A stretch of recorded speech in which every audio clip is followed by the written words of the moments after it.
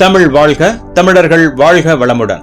இத்ராவில் இதயங்களை உருக்கும் ஃப்ரோசன் இசை நிகழ்ச்சி குழந்தைகள் மனதை கவர்ந்துள்ளது. தெஹ்ரானில் உள்ள இத்ரா மையத்தில் டிஸ்னியின் ஃப்ரோசன் திரைப்பட இன் கச்சேரி நிகழ்வு 2 நாட்கள் நடைபெற்றது.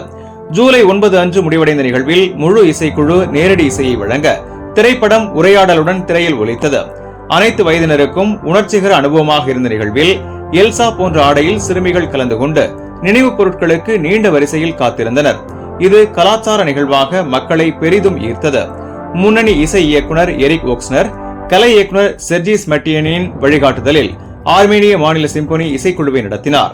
2013 வெளியான ஃப்ரோசன் திரைப்படம் ராணி எல்சா மற்றும் அண்ணா என்ற சகோதரிகள் மையமாக பனி மாநாடு அரண்டலில் நடக்கும் உணர்வுபூர்வமான கதையை கூறுகிறது.